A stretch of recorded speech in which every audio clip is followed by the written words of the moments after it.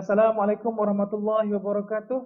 Uh, Bismillahirrahmanirrahim. Innal hamdalillah nahmaduhu wa nasta'inuhu wa nastahdihi wa nastaghfiruh wa na'udzu billahi min syururi anfusina wa min sayyiati a'malina may yahdihillahu fala mudilla lahu wa may yudlil fala hadiyalah. Fa in asdaqal hadits kitaballah wa khairil hadi Muhammad sallallahu alaihi wasallam. Wa syarrul umuri muhdatsatuha wa kullu muhdatsatin bid'ah, kullu bid'atin dhalalah, amma ba'd. So kita bersama lagi dalam uh, siri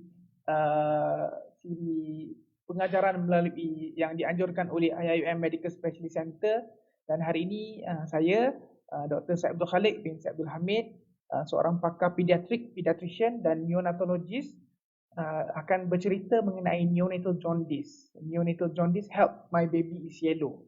So apa ibu bapa, apa patut kita buat apabila baby ni mula menjadi kuning? Sekejap ya, saya tengok macam mana nak slide. Macam mana slide ni? Ni, this one. This one. This one. This one. Okay, alright. So, saya akan bercerita mengenai neonatal jaundice, help my baby is yellow. Apa kita nak buat? What we should do when our baby is found to be yellow? So, the first thing is we need to understand what is jaundice. Kita kena faham apa dia ni, jaundice ni. Jaundice ni nak gapo orang panggil. Kan? Jaundice, what is it? Apakah dia jaundice? Kalau kita ni Homer Simpson kan. The Simpsons ni semuanya berwarna kuning, cuma mata dia tak kuning. Kalau kita jaundice, kalau baby itu jaundice, dia adalah apa? Jaundice is a yellowish discoloration of the sclera. Mata putih dia nampak menjadi kuning. Skin dia, kulit dia menjadi kuning, and mucous membrane dia pun akan jadi kuning, tapak-tapak tangan dan sebagainya. Kita akan nampak dia lebih kuning daripada biasa. Yellowish discoloration of sclera, skin, mucous membrane. Kenapa dia jadi kuning? Kenapa jadi yellowish discoloration? Sebab hyperbilirubinemia. So jumlah bilirubin dalam darah dia meningkat tinggi. Biasa berapa level yang kita boleh nampak? What is the level of visible jaundice? Jaundice ni dia bila dia tinggi, kita akan nampak pada kulit dia, kita akan nampak pada sclera dia, kita akan nampak yellow. So berapa level dia? Usually in neonates dia lebih daripada 85 micromole per liter, and in children and adults biasa more than 34 to 51 micromoles per liter. Ini juga depends on, bukan absolute number, dia depend pada contohnya experience. Kalau doktor yang tengok tu biasa tengok jaundice, so even lower daripada 85 pun dia boleh nampak, oh this is jaundice.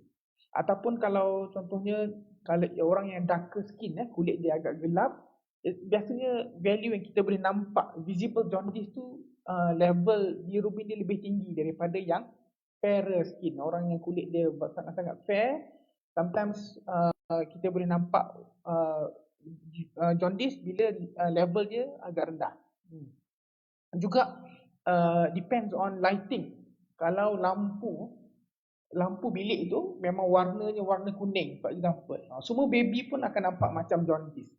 Ataupun kalau lampu dia dengan warna yang lain pun, dia akan affect how we can view jaundice as well. So bilirubin ni ada dua state, unconjugated versus conjugated. Dia conjugate di proses konjugasi itu berlaku di liver, di hati, and jaundice can be divided into prehepatic, sebelum hati, liver, hati, liver, atau bahasa Arab dia sebut kabdun, can be divided to prehepatic, hepatic, and also posthepatic.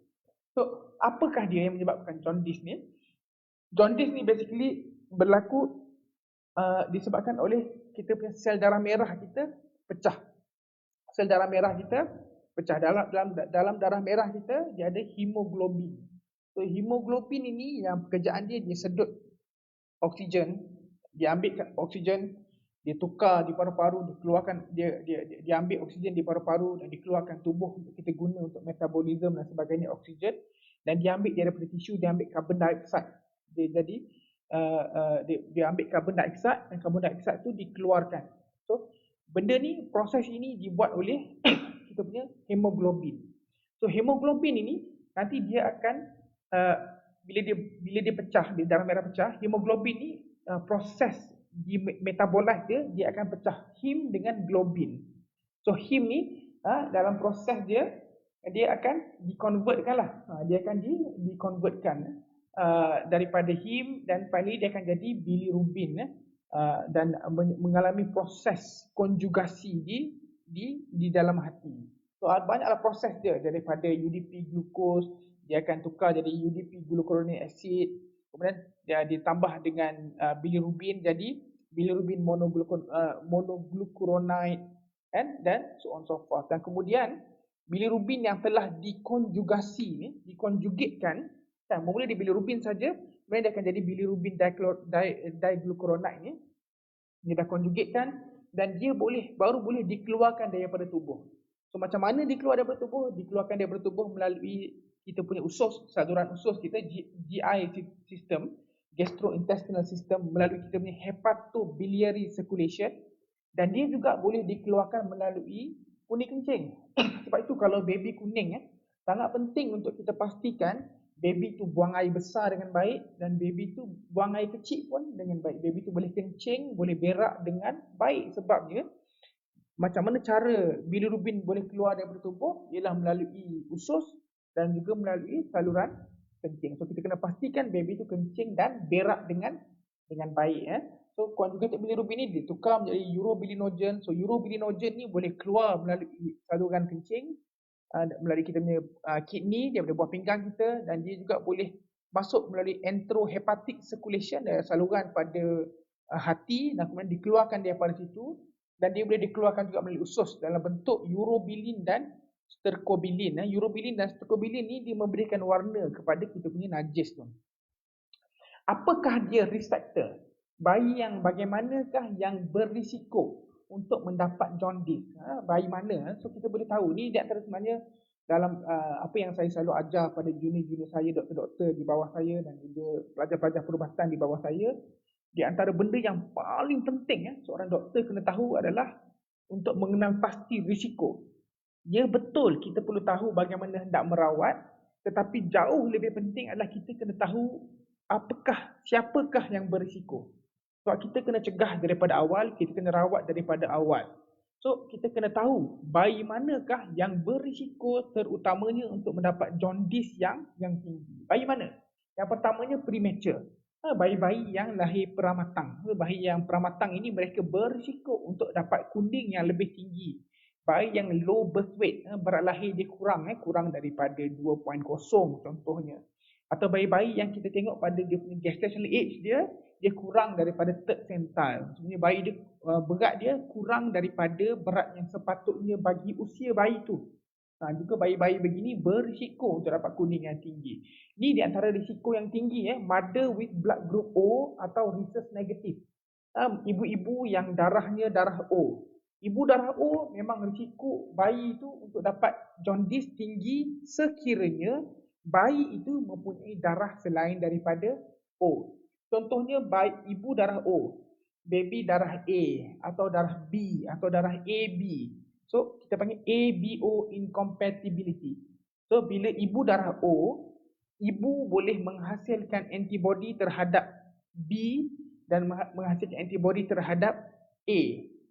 So antibody daripada ibu ini boleh cross daripada ibu masuk ke dalam bayi melalui placenta. Dan antibody inilah yang serang darah-darah merah dalam bayi, menyebabkan darah merah itu pecah dan kemudian terhasillah keluar hemoglobin. Hemoglobin pula diproses heme dan globin. Heme ni menghasilkan produk dia adalah bilirubin. So sebab ibu darah O, baby selain daripada darah O lah, baby darah A, AB atau B. Kalau mak O, baby O, risikonya tak ada lah. Sebab isunya adalah orang darah A, dia ada antigen A dan dia ada antibody terhadap B. Orang darah B ada antigen B, ada antibody terhadap A. Orang AB ada antigen A dan ada antigen B, dan tidak ada antibody terhadap A dan tidak ada antibody terhadap B. Orang yang berdarah O tidak ada antigen A, tidak ada antigen B dan ada antibody terhadap A dan antibody terhadap B. So, sebab itu ibu yang berdarah O, kalau baby darah selain O, risiko baby dapat jaundice tu sangat tinggi. Sebab apa? Sebab ABO incompatibility. Yang mana antibody daripada ibu cross masuk ke dalam bayi dan serang darah-darah merah bayi, menyebabkan bayi boleh dapat jaundice dengan tinggi dan awal. Begitu juga dengan ibu-ibu yang rhesus negatif ataupun blood group B, rhesus negatif ni, biasa orang A positif, B positif, AB positif, O positif. So positif tu adalah rhesus punya status, rhesus dia positif. Kalau rhesus positif ni tak ada masalah, tapi kalau ibu tu rhesus negatif, kan, ibu tu rhesus negatif dan bapanya pula rhesus positif. So ada kemungkinan besar bayi tu dia ada rhesus positif sebab dia dapat rhesus daripada ayah dia. So begini juga di antara yang menyebabkan bayi tu boleh mendapat kuning yang sangat-sangat tinggi pada jangka masa yang sangat cepat. So biasanya baby yang mak yang rhesus negatif ni kita masuk dalam ward. Dan ibu-ibu yang darah O, anaknya pun biasa kita akan monitor dengan cepat lah. Saya rasa kekerapan ibu yang darah O untuk bayi dapat jaundice ni sangat-sangat kerap lah. Sangat-sangat kerap. Juga G6PD deficiency. G6PD deficiency ni adalah satu lagi masalah yang dibawa oleh kita punya X kromosom. X kromosom, so the sex link, X-link punya disease, dia dibawa mutasi pada kromosom X. G6PD deficiency biasanya orang lelaki lah. Sebab orang lelaki, kita kromosom kita X dan Y. X dapat daripada ibu, Y dapat daripada ayah. Kalau XY jadi lelaki, kalau XX dia jadi perempuan. So kalau bayi perempuan biasanya dia tak dapat G6PD deficiency sebab dia dapat satu X daripada ibu atau bapa yang ada yang kod untuk G6PD deficiency, dan ada satu lagi X yang normal. So biasanya X yang normal ni yang memainkan peranan. Biasanya. So dia tak menunjukkan simptom, tak menunjukkan masalah berkaitan dengan G6PD deficiency. Tetapi bagi perempuan pun ada juga satu fenomena kita panggil lionization. Maksudnya X yang tak normal ni, X yang mutated ni pun boleh menunjukkan sifat dia. So bayi-bayi begini kadang-kadang boleh menunjukkan G6PD deficiency walaupun dia perempuan. Tapi generally G6PD deficiency ni jadi pada bayi lelaki. Jangan risau G6PD ni. G6PD ni saya tengok ramai orang risau sangat. Bukan setakat orang, insurans, banyak insurans company pun ada isu. Orang G6PD deficient kadang-kadang insurans tak lepas. Ataupun ada. Saya pun G6PD deficient. So, G6PD deficiency ni, bayi yang G6PD deficiency ni, yang pertama kita kena ingat, dia ada risiko untuk dapat kuning awal dan tinggi. Sebab apa? Sebab G6PD ni enzim yang dia protect integriti darah merah. Bila G6PD deficient, darah merah tu senang pecah-pecah dan sebagainya. So, sebab itu dia senang dapat kuning, senang dapat jaundice. Sebab G6PD deficiency. Orang G6PD deficiency satu senang dapat kuning awal. Yang keduanya, dia boleh hidup macam orang lain, tidak tanpa sebarang masalah, tanpa sebarang isu. Melainkan dia melanggar pantang. Sebab ada sebahagian ubat yang orang G6PD deficient tak boleh ambil. Contohnya yang sulfur containing punya medication, dia tak boleh ambil. Certain antibiotik dia tak boleh ambil, ubat gegat tak boleh dekat, ubat nyamuk yang biasa yang coil tu tak boleh dekat dan sebagainya. Sebab benda-benda ataupun yang biasanya satu lagi masalah adalah fava bean, kacang parang. Makan kacang parang apa boleh jadi G6PD, darah merah boleh pecah-pecah darah merah dia. Lepas tu jadi apa? Dia jadi pucat, dia jadi kuning, dia jadi pucat, kuning. Lepas tu kencing dia pula, kencing jadi warna gelap macam warna teh, warna Coca-Cola tu gelap. Najis dia pula boleh, dia punya berak dia boleh jadi pucat. Ini sebab G6PD deficiency menyebabkan hemolysis, sel darah merah dia pecah-pecah. Dan disebabkan G6PD deficiency adalah kromosom. Masalah pada kita punya genetic makeup kita, kromosom kita bermasalah. So ia adalah masalah yang kekal lah.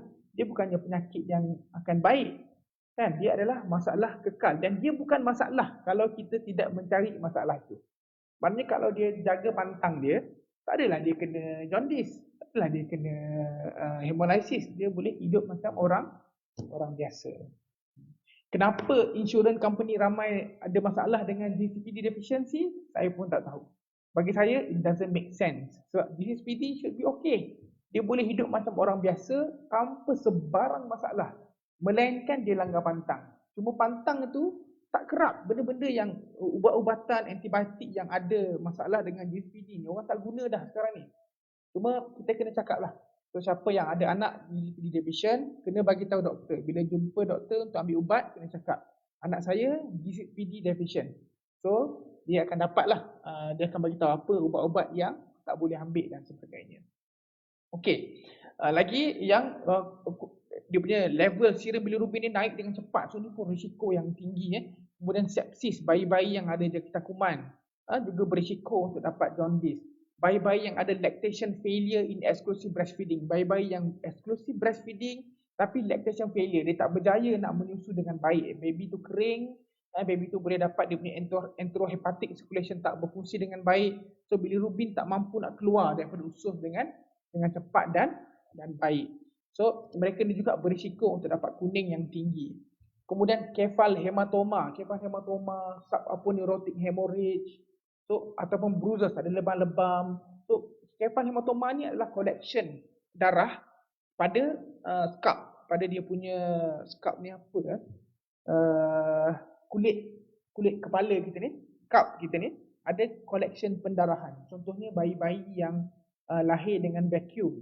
Bayi yang lahir dengan vacuum ada risiko untuk dia dapat kefal hematoma, ada mungkin pendarahan kecil, venous punya bleeding kan. So darah tu collected dekat bawah kulit, bawah daripada dia periosteum yang menyebabkan kefal hematoma. So bila ada bruises, bila ada collection pendarahan ini, darah ni dah ada dan darah tu akan pecah lah, hemolyze. Dan bila darah tu pecah, hasilnya adalah jaundice. So ni di antara benda ni. Juga ibu-ibu yang bayi-bayi yang ibunya ada diabetes. Tuan-tuan boleh tengok ada satu interview saya dengan Astro Awani. Saya ada sebut berkaitan dengan bayi ibu yang jaundice. So banyak masalah boleh jadi pada bayi tersebut. Jadi antaranya adalah bayi-bayi ibunya diabetes ada risiko untuk dapat jaundice yang lebih awal. Juga di antara faktor yang penting adalah bayi-bayi yang ada sejarah keluarga adik-beradik yang severe jaundice yang sangat tinggi dan teruk. So kita kena perhati. Types of bilirubin. Okay, bilirubin ni ada dua jenis, saya dah sebut tadi, ada conjugated dan unconjugated. So conjugated ni ialah proses yang jadi dalam hati, dikonjugatkan bilirubin berjumpa dengan bahan-bahan yang lain, jadi bilirubin glucuronide, diglucuronide. So apa ciri-ciri dia kenapa bermasalah? Sebab unconjugated bilirubin ini dia boleh bind dengan albumin. Tapi kebanyakannya dia tak bind dengan albumin pun. Kemudian conjugated dia dikonjugate dengan glucuronic acid tu jadi bilirubin diglucuronide.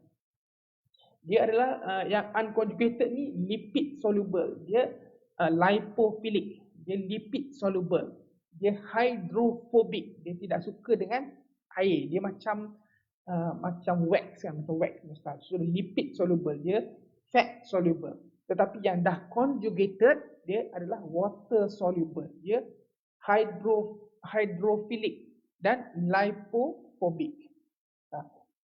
So bila dia lipid soluble, bila dia fat soluble, masalah dia adalah dia boleh cross blood brain barrier. So dalam kita selaput otak kita, dalam otak kita ada satu selaput, ada satu barrier yang protect otak kita daripada bahan-bahan daripada luar, kuman, ubat-ubatan dan sebagainya. So otak kita ada satu barrier yang protect. Ni kita panggil blood brain barrier yang memisahkan antara otak kita dengan saluran darah bahagian bawah. Isunya adalah bayi-bayi ni dia punya blood brain barrier dia masih belum cukup matang. Dan bila dia belum cukup matang, unconjugated bilirubin, indirect bilirubin ini dia boleh cross blood brain barrier, dia boleh masuk ke dalam otak dan menyebabkan toxicity dalam otak. Sebab dia duduk banyak-banyak dalam otak menyebabkan banyak masalah dalam otak. Conjugated bilirubin pula dia water soluble, dia hydrophilic dan dia lipophobic. Bila dia hydrophilic, bila dia suka dengan air, bila dia water soluble, dia boleh excreted, dia boleh dikeluarkan melalui air kencing dan juga melalui buang air besar, dan dia tidak toxic nature dia. Apakah sebab dia? Kenapa bayi-bayi ni dapat jaundice? Ada saya dah sebut dah sikit risiko dia. Tapi kenapa? Kalau yang jaundice ni awal, kuning dia awal, kurang 24 jam kurang dalam hari yang pertama, kebanyakannya disebabkan hemolytic punya disorder, darah merah dia pecah. Darah merah dia pecah. Contohnya bagaimana yang saya dah sebut tadi, rhesus incompatibility. Maknya rhesus negatif, ayahnya rhesus positif, baby pun rhesus positif. So, rhesus incompatibility. So, antibody anti-D, antibody terhadap D akan serang sel darah merah baby dan menyebabkan darah merah dia pecah. ABO incompatibility, mak darah O, baby darah B, baby darah A, baby darah AB. Dan G6PD deficiency, sebab tanpa G6PD tu sel darah merah dia kurang integriti, dia senang pecah-pecah dan sebagainya.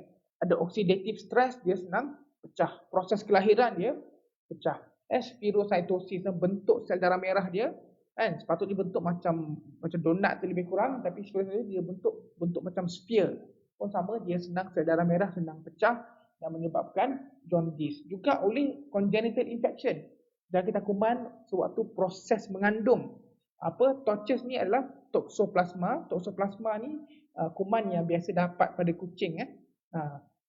Toxoplasma gondii nama kuman dia. So dia biasa daripada kucing. Orang beli kucing ada risiko untuk dapat toxoplasmosis. Toxoplasma ni agak sukar untuk rawat sebenarnya. Agak sukar. Dia boleh efek otak, dia boleh efek buah pinggang, dia boleh efek hati, dia boleh efek banyak organ dalam tubuh. Mata dan sebagainya. Saya dah jumpa kes agak complicated, susah sikit nak rawat. R ni adalah rubella. Rubella ni kita ada dulu-dulu kan, kita biasa bagi imunisasi rubella ni hanya untuk orang perempuan. Tapi sekarang ni imunisasi rubella ni kita bagi pada semua. Sebabnya bila kita imunisasi perempuan sahaja terhadap rubella ni, orang lelaki boleh dapat. Rubella ni kalau orang tua dapat, macam kita kalau dapat dia mungkin demam, merah-merah kulit dan sebagainya. Tapi untuk ibu mengandung, kalau dapat rubella ni, risiko pada bayi tu masalah. Bayi boleh jadi kuning yang tinggi, baby boleh buta, boleh jadi masalah pada otak dan sebagainya. Sebab itu rubella ni kita kena rawat. Kita boleh bagi pencegahan, cegah terhadap rubella dengan bagi rubella punya vaksin. C ni CMV, cytomegalovirus. Juga boleh menyebabkan kuning, boleh menyebabkan sel platelet dia rendah, boleh menyebabkan masalah hati, otak, mata dan sebagainya. H is for herpes simplex. H for herpes simplex. Okey. Bagaimana pula kalau kuning pada umur selepas 24 jam, masuk hari kedua sampai umur dalam 2 minggu. Dia akan sebab ni physiological jaundice. Physiological jaundice kita akan go through kejap lagi. Physiological maknanya proses fisiologi tubuh bayi itu sendiri. Contohnya, sebab kita tahu bayi baru lahir ni dia adalah hemoglobin dia adalah HbF. Fetal hemoglobin ni usia jangka hayat darah merah tu lebih pendek daripada yang biasa. So dia cepat sikit pecah dan sebagainya. Dan kemudian dia punya budak-budak baru lahir, dia punya fungsi buah pinggang belum cukup matang, hati dia belum cukup matang. So sebab itu hati dan buah pinggang ni proses untuk keluarkan bilirubin tu lebih lambat daripada yang lebih matang. So kadang-kadang tu boleh menyebabkan baby dapat kuning. Kemudian breast milk jaundice, saya akan go through kejap lagi. Breast milk jaundice, septicemia, jangkitan kuman dalam darah, infection, sebarang infection boleh menyebabkan kuning. Hemolysis, apa-apa event yang menyebabkan darah merah dia pecah. Dan juga polycythemia. Polycythemia ni maknanya baby-baby yang sel darah merah dia tinggi, hemoglobin dia lebih daripada 20 contohnya. So, bila polycythemia ni baby nampak bagaimana? Baby nampak plethoric, nampak biru muka dia, nampak flush. Disebabkan oleh sel darah merah dia tinggi. Bayi mana yang boleh dapat polycythemia ni? Bayi yang ibu dia ada kencing manis. So bayi yang ibu dia ada kencing manis, baby tu boleh dapat polycythemia. Juga baby-baby yang contohnya yang twin yang ada twin to twin transfusion, recipient twin boleh dapat polycythemia. Juga baby-baby yang ada ibu dia ada hypertension, pregnancy induced hypertension pun sama. So sebab apa? Sebab ada some element of placental insufficiency, darah tinggi apa semua. So baby tu kurang dapat darah merah, kurang dapat oksigen. So, bila baby kurang dapat oksigen, tubuh baby bila dia tengok kurang oksigen, apa dia buat? Dia cuba hasilkan lebih banyak darah merah.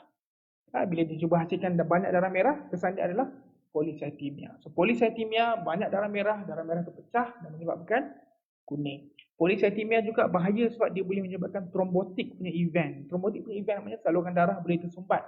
Tersumbat di mana? Tersumbat di otak, boleh menyebabkan stroke. Bayi boleh dapat stroke. Tersumbat di jantung, boleh kena serangan jantung. Tersumbat di buah pinggang, boleh rosak buah pinggang. Tersumbat di usus, boleh menyebabkan NEC, masalah usus jadi bengkak, hitam dan sebagainya. So boleh tersumbat di mana-mana. Sebab itu kita kalau boleh kita kena cegah daripada polycythemia. Kemudian jaundice lebih daripada 2 minggu. Jaundice lebih daripada 2 minggu, baby dia boleh unconjugated, juga boleh conjugated. Kalau unconjugated ni bagaimana? Yang breast milk jaundice ni kita akan pergi sebentar lagi. Septicemia, biasanya kadang infection lah. Dan kita kuman pada saluran kencing, urinary tract infection, hypothyroidism, fungsi thyroid dia yang tidak berfungsi dengan baik, kelenjar thyroid leher, dia tidak menghasilkan thyroxine, T4 daripada jumlah yang sepatutnya, pun boleh menyebabkan jaundice yang berpanjangan. Hemolytic anemia ni maknanya baby tu pucat disebabkan darah merah dia pecah. Banyak benda boleh menyebabkan ini. Pemakanan certain daging kuman seperti mycoplasma punya infection pun boleh menyebabkan hemolytic anemia. Conjugated ni selepas dikonjugasi di liver. Apa sebab dia? Ni di antara yang paling kita kena rule out dengan betul-betul cepat adalah biliary atresia. Ini saluran bile dia, yang sambung bile ni, saluran sambung ke pundi empedu dan kemudian masuk ke dalam usus. Kalau dia tersumbat atau dia tak bentuk dengan baik, kita panggil biliary atresia. Ini kita kena buat operation dengan segera. Lambat buat operation, teruk keadaan bayi. So kalau bayi tu ada biliary atresia, kita perlu buat pembedahan dengan sesegera mungkin. Kita perlu diagnose dengan cepat. Biasanya bagaimana? Biasanya bayi ni kuning dia akan sangat kuning, satu.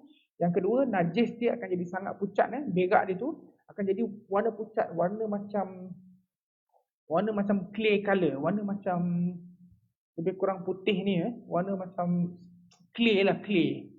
Tanah liat yang silver, light silver tu, clay, pucat. Dia tak ada pigment, dia tak ada kuning-kuning, tak ada hijau-hijau, tak ada oren-oren, dia warna pucat. Pucat macam itulah, macam clay, macam clay. Lepas tu dia punya air kencing pula warna gelap macam Coca-Cola, macam warna air teh. So ni biliary atresia. Kalau bayi ada tanda-tanda sebegini, please kena bawa hospital dengan cepat. Bawa hospital dengan sesegera yang mungkin. Kita perlu diagnose dengan cepat dan kita perlu buat pembedahan dengan cepat. Lambat buat pembedahan, hati sudah rosak, susah, tak ada apa, tak banyak boleh buat nanti. So kita kena buat pembedahan cepat. Dan pembedahan tu dipanggil Kasai procedure. Kasai procedure tu kena buat dengan cepat. Kemudian choledochal cyst, ada bengkak-bengkak pada saluran hepatobiliary dia. Juga congenital infection, macam yang saya sebut tadi lah, torches tu, toxoplasma, rubella, CMV, herpes simplex. Inborn errors of metabolism, maknanya ada masalah pada dia punya metabolisme dia, galactosemia, fatty acid oxidation punya problem, sebagainya. Storage disease, glycogen storage disease, semua-semua boleh menyebabkan conjugated hyperbilirubinemia. Juga neonatal hepatitis, jangkit kuman pada hati bayi. Kalau unconjugated, kalau kita tengok tadi, ini dari segi time, dari segi unconjugated. Kalau bayi yang unconjugated saya dah sebut tadi, dia ada hemolytic sebabkan darah merah dia pecah, ada non-hemolytic, maknanya yang kuning tapi bukan disebabkan sel darah merah dia pecah. Hemolytic disebabkan oleh RH dengan ABO isoimmunization. Maknanya sel darah dia tak sesuai, ibu dia research negatif, babynya research positif. ABO incompatibility, mak darah O, baby selain daripada O. RBC enzim dia ada enzim lain yang defisiensi macam G6PD. Ataupun ada masalah pada RBC membrane dia defect. Congenital infection, sepsis, kefalan hematoma, polycythemia, semua saya dah sebut tadi. Kalau non-hemolytic bukan disebabkan sel darah merah pecah, seperti physiological jaundice, hati, buah pinggang tidak aktif seperti mana yang sepatutnya, belum cukup matang. Breastfeeding jaundice, breast milk jaundice yang kita akan go through kejap lagi. Polycythemia juga boleh menyebabkan non-hemolytic jaundice. Dan ada beberapa sindrom yang lain seperti Crigler-Najjar, ni ada masalah pada proses konjugasi dia. Juga Gilbert syndrome dan internal hemorrhage dan hypothyroidism. Kelenjar thyroid dia tidak berfungsi dengan baik. Bagaimana pula dengan conjugated? Maknanya ini conjugated ni biasanya masalah hepatik ataupun post hepatik. Berlaku masalah tu pada hati ataupun selepas daripada hati. Ada beberapa penyebab dia. Obstruktif maknanya ada saluran yang tersumbat seperti dalam Alagille syndrome, biliary atresia yang saya sebut tadi, saluran dia tersumbat, choledochosis. Cholelithiasis ni batu-batu karang batu karang pada pundi empedu ni boleh jadi pada bayi. Saya pernah jumpa beberapa kes. Dan dia pun juga boleh menyebabkan saluran tu tersumbat ataupun tumor. Ataupun kalau kita tengok pada infectious cause disebabkan oleh jangkitan kuman seperti virus, hepatitis punya virus, CMV, torches, bakterial sebarang banyak jangkitan kuman pun boleh menyebabkan masalah pada hati. Contohnya Pseudomonas Burkholderia pseudomale menyebabkan melioidosis contohnya. Urinary tract infection jangkitan kuman pada saluran kencing juga boleh menyebabkan bayi itu jadi jaundice secara conjugated bilirubin. Metabolic causes, alpha-1 antitrypsin, galactosemia, tyrosinemia, jangkitan kuman toksik disebabkan oleh bila kita bagi bayi yang tidak boleh diberi susu, kita terpaksa bagi zat melalui saluran darah. Ini kita panggil total parenteral nutrition. Pun disebabkan lipid tu boleh menyebabkan bayi tu jadi jaundice. Kemudian beberapa ubat seperti acetaminophen, isoniazid, phenytoin juga boleh menyebabkan jaundice.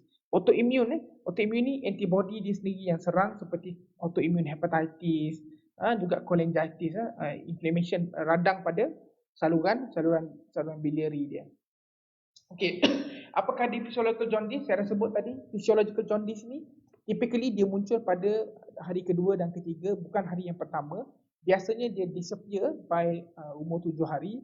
Biasanya tidak terlalu tinggi.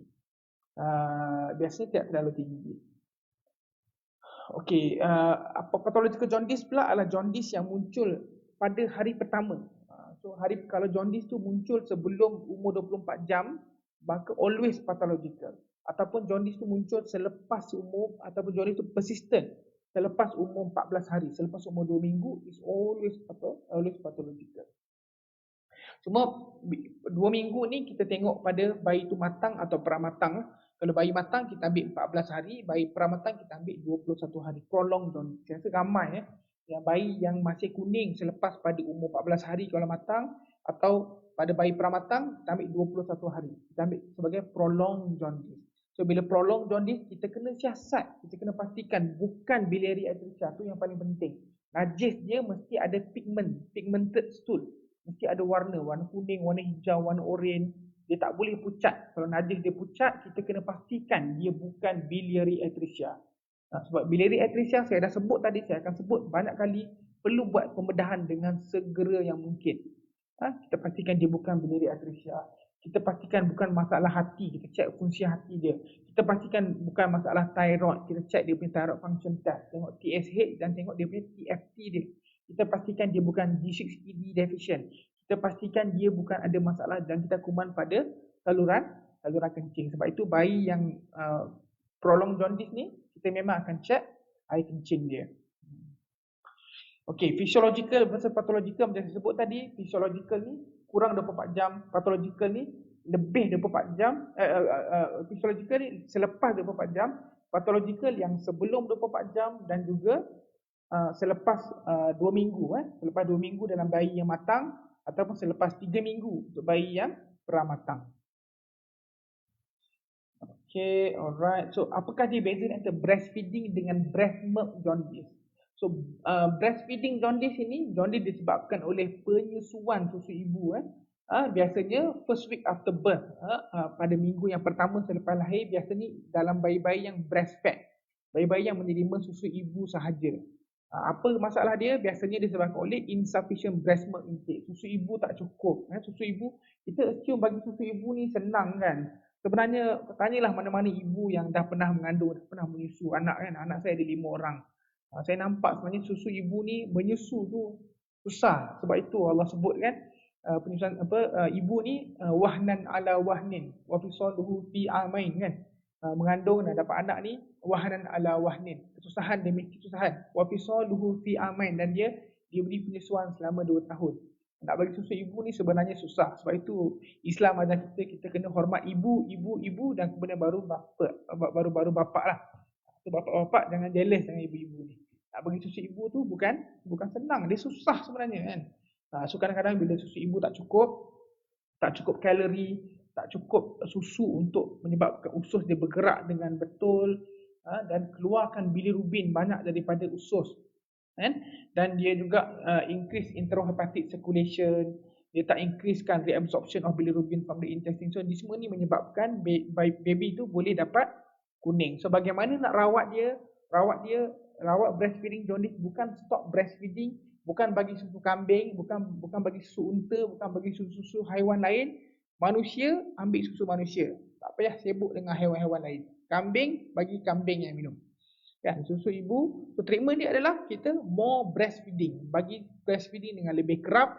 Kalau boleh kita akan rujuk juga pada lactation support. Kebanyakan hospital di Malaysia sudah ada lactation support, ada lactation consultant yang boleh bagi konsultasi berkaitan dengan laktasi ya. So boleh datang dan kita akan bagi nasihat, kita akan bantu bagaimana untuk penyusuan ibu yang lebih baik. Apa pula dengan breast milk jaundice? Jaundice disebabkan oleh susu ibu. So biasanya within 2 weeks after birth dan last for around 4 to 13 weeks. Dia boleh menyebabkan prolonged jaundice as well. Boleh menyebabkan prolonged jaundice juga. Apa sebab dia kita pun tak pasti ya, pathophysiology dia is unknown, tapi kita rasa mungkin ada substance dalam susu ibu yang menyebabkan hati baby tu lambat untuk proses bilirubin. So bayi-bayi macam ni kadang-kadang kita boleh bagi fototerapi dan treatment dia adalah sama, kita bagi lebih susu ibu. Bukan kita stop, bukan bagi susu kambing. Ada study tunjuk susu kambing tak ada beza apa pun. Saya tahu ada penjual susu kambing yang kata kalau baby kuning bagi susu kambing. Tak payah. Kan? Tak payah bagi. Susu kambing untuk anak kambing. Susu lembu untuk anak lembu. Susu manusia untuk anak manusia. Tapi kadang-kadang susu ibu tak cukup. Kan? Susu ibu tak cukup. Again, yang terbaik adalah susu ibu.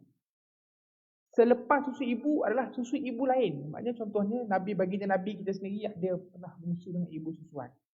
So bayi manusia terbaik adalah susu manusia. Kalau tak dapat susu manusia, tak ada ibu susuan. Di kita culture ibu susuan ni tak ada. Kalau tak ada ibu susuan dia kita boleh ambil susu yang lain. Tak kisahlah susu lembu ke, kita ambil susu apa-apa. Tapi terbaik adalah susu manusia lah. Anak manusia, susu manusia.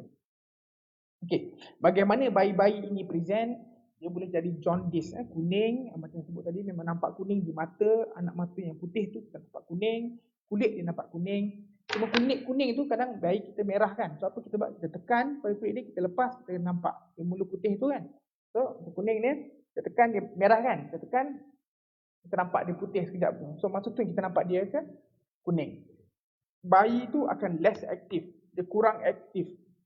Bila dia kurang aktif, kita nampak dia banyak tidur, tak banyak pergerakan dan sebagainya. Sebab baby ni, pekerjaan dia adalah dia main, dia aktif. Dia makan, dia minum susu dan dia berak. Kalau dia boleh buat 3 tu okey. Kalau dia boleh makan, dia boleh main, dia boleh berak, dia okey. So, kalau satu tu tak okey, baby tak okey lah. Dia kurang aktif. Poor feeding, this is the commonest symptom. Baby tu tidak menyusu dengan baik. Tidak menyusu dengan baik boleh menyebabkan jaundice. Jaundice juga boleh menyebabkan baby tu tidak menyusu dengan baik. Opisthottonos ni posture macam ni. Ni maknanya baby tu otak dah mula bermasalah. Opisthottonos dia posture macam arching of the back. Kemudian dia muntah, dia seizure. Kalau teruk sampai boleh jadi pekak. So kernicterus ni yang saya sebut tadi lah, bilirubin encephalopathy. Kernicterus ni diagnosis bila kita tengok otak baby yang dah meninggal, tengok otak dia nampak kuning. Tapi term klinikal dia adalah bilirubin encephalopathy. Masalah pada otak disebabkan oleh kuning yang tinggi. Sebab apa? Sebab unconjugated bilirubin itu tadi dia lipophilic, dia lipid soluble, fat soluble. Dia boleh cross blood brain barrier, dia deposit banyak-banyak dekat basal ganglia kita, dekat brainstem, dekat otak kita semua dan menyebabkan kerosakan pada bahagian-bahagian otak tersebut. Biasanya bila level dia sangat tinggi. Bagaimana? Okay, so itu yang dia jadi saraf, kekejangan, jadi sawan dan sebagainya. So bagaimana kita assess di antara kaedah yang mudah untuk kita tengok baby ni jaundice ke tak adalah kita guna Kramer's rule. Kramer's rule ni adalah visual assessment of neonatal jaundice. Kita tengok itu. Kalau baby ni kuning dia dekat level kepala sahaja. Biasa dia level dia tak terlalu tinggi 68 ke lebih kurang 130 sahaja level dia. Kalau sampai ke upper trunk, dada dia biasa lebih kurang sampai 200 sahaja. Kalau lower trunk, maknanya bahagian bawah lagi dekat dia punya kemaluan, atas peha dan sebagainya, itu lebih kurang lower trunk and thigh sampai ke peha lebih kurang 270, 250 macam tu. Kalau kita nampak dekat ujung-ujung tangan dia, dan dia punya kaki dia lebih kurang 300 lebih lah. Tapi kalau sampai ke tapak tangan, tapak kaki, maknanya level 300 ke atas. Yang itu yang sangat berbahaya lah. So ni lebih kurang cara kita assess dengan cepat. Kramer's rule. Acute bilirubin encephalopathy, ni di antara benda yang kita sangat risau. Acute bilirubin encephalopathy dia ada score dia. Kita buat bind score ni, bilirubin induced neurological dysfunction. Baby tu dia normal tak, dia mengantuk tak, ataupun dia nampak letih, isap pun tak bagus, ataupun baby tu komatos dah. Jangan tunggu sampai baby komatos.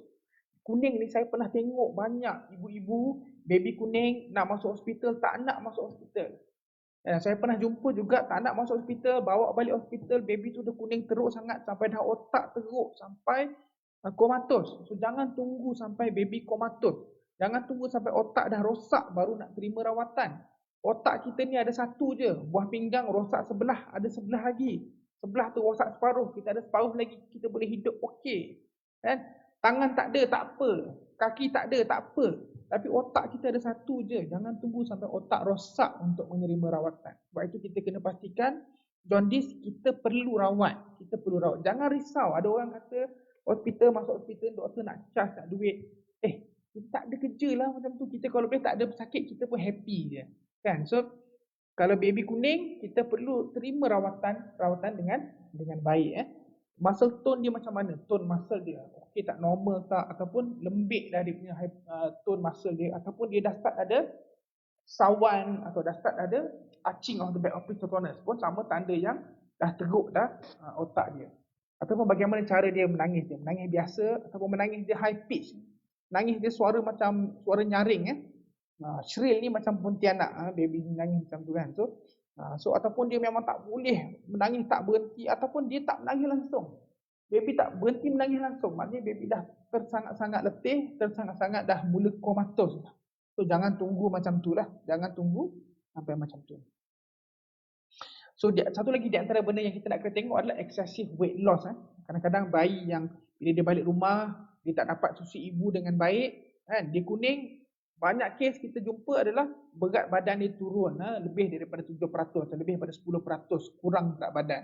Maknanya kurang dapat susu. Bila bayi kurang dapat susu, baby akan dapat jaundice. Sebab itu kita perlu pastikan baby dapat susu dengan mencukupi. Apa kita boleh buat? Bagaimana kita investigate, bagaimana kita buat siasatan? Kita buat transcutaneous bilirubinometer contohnya. Tapi kalau level tinggi, kita kena cucuk ambil darah. Sama ada cucuk ambil darah atau kita cucuk pada dia punya kaki dia, tapak kaki dia, untuk dapat serum bilirubin dia yang total. Dan kita juga kena siasat G6PD kalau tak buat lagi. Di Malaysia, G6PD screening ni part of newborn screening. Baby baru lahir, semua akan diambil test untuk G6PD. Kita perlu ambil mak. Kalau tak ambil lagi, kita ambil sampel darah mak, tahu mak darah jenis apa. Juga di Malaysia, ia screening. Semua ibu mengandung ada check untuk darah dia jenis apa. Kita hantar darah baby untuk tengok baby darah jenis apa. Kita hantar Coombs test untuk tengok ada antibody menyebabkan darah merah dia pecah atau tak. Kita buat full blood count, tengok darah merah dia berapa banyak. Tengok reticulocyte, kita buat kalau kita rasa ada jangkit kuman, kita hantar septic workup.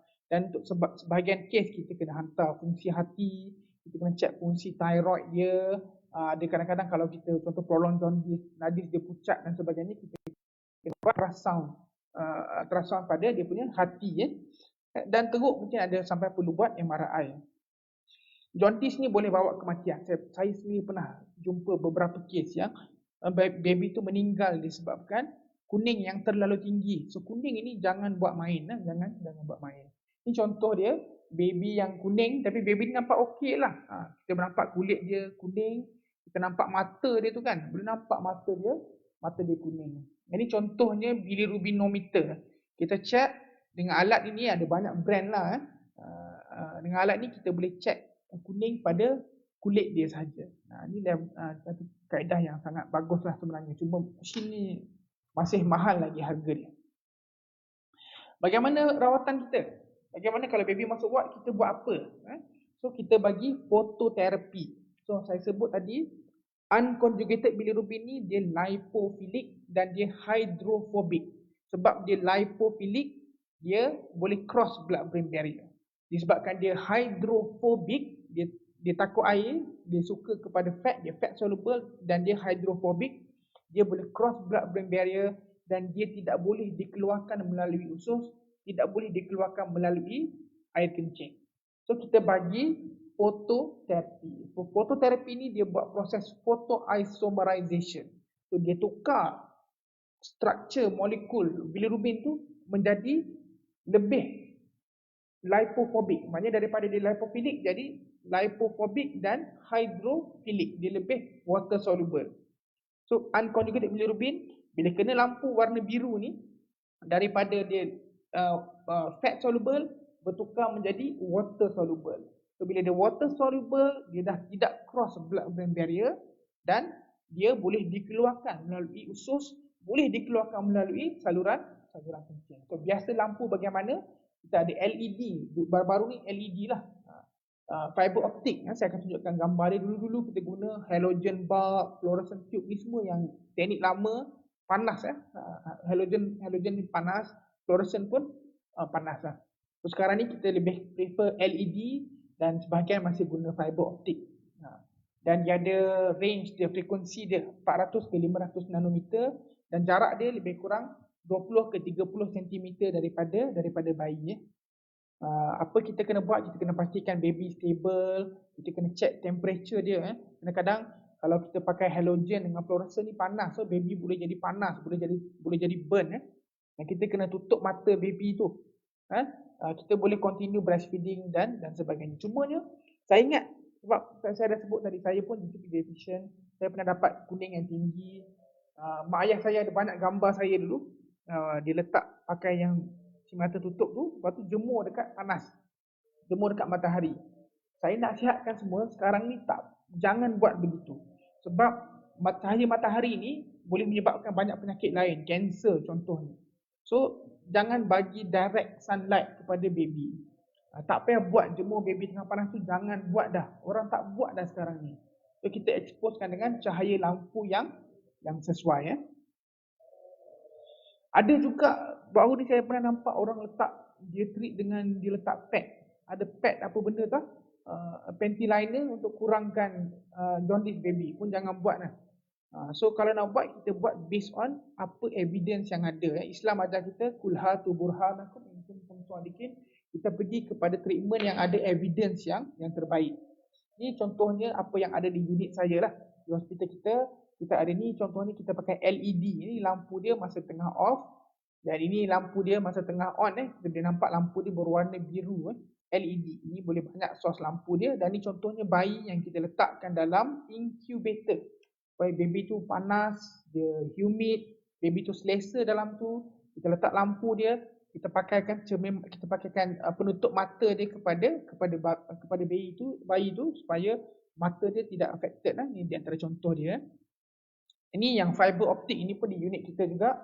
So ni yang fiber optik dia ada alat dia dan melalui fiber optik sampai ke depan, dan baby, alat ni diletak di bawah baby. So baby baring di atas ni. Ini sama ada bili blanket yang kita panggil lah. So baby baring di atas ni dan dia akan shine dekat bahagian belakang baby tu. Okay, so secara conclusionnya adalah simple. Jaundice ini sangat-sangat common. Baby kuning ini sangat-sangat common dan saya nampak lah daripada pemerhatian saya sekarang ini dia makin common. Mungkin sebab kita lebih perasan dengan lebih baik, sistem kesihatan kita yang lebih baik. So kita ada misi-misi yang pergi ke rumah untuk tengok bayi tu kuning ke tak kuning. So kita perasan, kita diagnose jaundice lebih awal dan juga kita siasat lebih awal. Dan juga mungkin disebabkan oleh pemakanan kita. Mungkin apa yang kita makan sekarang ni tidak bagus untuk hati. Kadang-kadang saya pesan juga ibu-ibu jangan makan benda pelik-pelik. Jangan makan jamu-jamu awal sangat, sebab bila mak makan jamu, mak makan benda-benda pelik-pelik itu, benda-benda itu akan masuk ke dalam darah ibu, masuk ke dalam susu ibu. Dan benda-benda ni semua akan masuk ke dalam, bila masuk susu ibu, dapat masuk ke bayi. Masalahnya kadang-kadang hati bayi itu tidak mampu untuk proses benda-benda yang pelik-pelik ni. So jamu-jamu saya nasihatkan be careful. Kalau boleh jangan ambil lagi bila bayi menyusu. Jangan makan makanan yang kita tak pasti lagi macam mana. So pemakanan ibu kena jaga. Pemakanan ibu kena jaga. We are what we eat.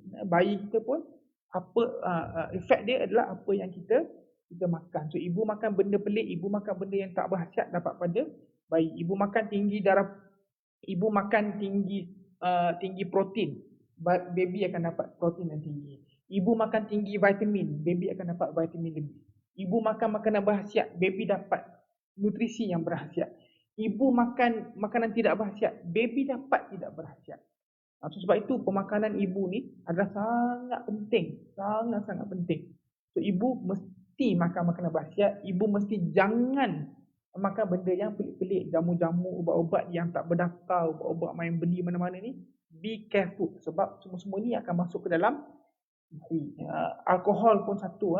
Certain culture, certain bangsa dia ambil alkohol selepas mengandung, selepas bersalin pun berbahaya sebab dia boleh masuk ke dalam bayi. Dan yang penting saya nak sebut, jaundice may be dangerous. Jaundice dia mungkin penyakit yang common, dia mungkin penyakit yang kerap terjadi, tetapi dia boleh jadi sangat-sangat berbahaya. Dia boleh jadi berbahaya dan ia boleh membunuh. Saya dah lihat sendiri dengan mata kepala saya ni bagaimana baby boleh meninggal disebabkan oleh jaundice. Okey, so saya rasa mungkin itu sahaja yang hendak saya ceritakan pada hari ini. Saya harap mungkin tuan-tuan, puan-puan semua yang sudi bersama dengan IIUM Medical Center hari ini, kita dapatlah sedikit idea apakah dia jaundice pada bayi, apakah dia kekuningan pada bayi itu. So tidaklah kita pelik sangat kenapa baby ni kuning. Kita tahu apa sebab dia dan kita bagaimana nak rawat dia. Dan insya-Allah kami di IIUM Medical Specialist Center kita bersedia untuk merawat bayi-bayi yang jaundice, insya-Allah. Saya rasa mungkin setakat itu sahaja daripada saya. Semua yang baik itu daripada Allah. Ilmu ni adalah ilmu Allah. Kita manusia, kita belajar ilmu yang Allah tunjukkan daripada kita dengan burhan yang Allah berikan kepada kita. Ayatullahu fil ard. Kan ni yang kita buat. Ada soal jawab ke? Ada satu soal jawab. Salam doktor, ni daripada Ummi Fahim, tanya melalui Facebook. Adakah pemakanan ibu semasa hamil boleh sebabkan jaundice pada bayi? Ya, saya dah sebut tadi, apa-apa yang ibu makan akan masuk ke darah ibu, dan dia akan pergi kepada susu ibu dan boleh masuk kepada bayi. Dan bayi pula, apa-apa yang kita masuk dalam darah, dalam tubuh kita, dia perlu diproses oleh hati atau buah pinggang. So semua-semua yang kita makan tu, hati dan buah pinggang mesti boleh proses. Masalah dia sometimes certain jamu, for example, hati bayi tu belum cukup matang untuk proses benda-benda macam tu. So kalau ibu-ibu ada yang jenis mesti makan jamu, kalau tak makan jamu ni tak boleh, kan? Mesti wajibal gunnah untuk ibu tu, kan. Nak juga makan jamu, kalau boleh tunggu sampai hati bayi tu matang sikit lah, kalau boleh. Kalau boleh, kalau tanya saya tak payah makan. Tapi kalau perlu juga makan, orang kampung, atuk nenek tak mengaku cucu, for example, kan, kalau tak makan jamu tu, nak makan juga at least tunggu sampai hati bayi ni lebih matang. At least tunggu sampai 14 hari. Tunggu sampai otak bayi tu lebih matang. Maksudnya otak bayi tu, dia punya blood brain barrier dia is more mature, lebih matang, supaya unconjugated bilirubin itu tidak boleh cross ke otak dia, barulah makan kalau nak. So Jawapan dia adalah ya, pemakanan ibu akan efek pada bayi. So ibu perlu makan makanan berkhasiat. Bapa perlu supply ibu makanan berkhasiat. Tok nenek jangan sibuk pantang melampau-lampau. Sebab kadang-kadang tok nenek dia yang tak boleh, ibu mengandung, dahlah orang tu susah payah mengandung.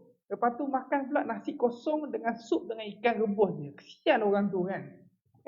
Sayur tak boleh, buah tak boleh. Lepas tu sembelit. Dia sembelit luka pun bermasalah.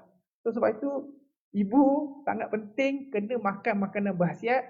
Ayah kena pastikan ibu makan makanan berkhasiat. Pastikan ibu makan cukup karbohidrat, cukup protein, cukup vitamin, cukup sayur, cukup buah dan sebagainya. Apa-apa ibu makan boleh efek pada baby. Ibu makan makanan yang menyebabkan berangin, baby pun nanti akan jadi berangin juga.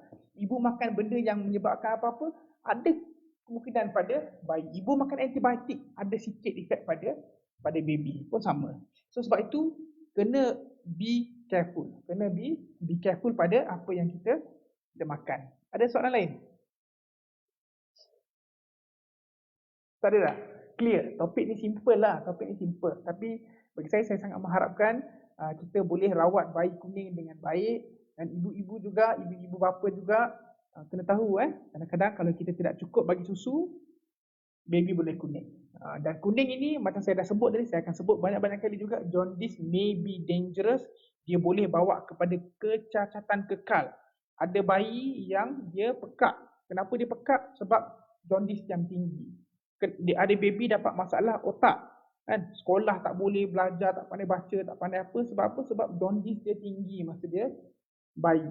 Ya, dan ada juga bayi yang mati disebabkan oleh jaundice. So jangan main-main dengan penyakit seperti jaundice ini. Okey, saya rasa itu saja daripada saya. Saya ucapkan terima kasih kepada semua, kepada penganjur daripada IIUM Medical Center yang bekerja keras untuk pastikan kita ada sesi pada hari ini, dan pada semualah yang bersama kita pada hari ini, insyaAllah. Sila datang ke IIUM Medical Center. Kalau tak sihat, kalau sakit jangan datang. Okay, Assalamualaikum.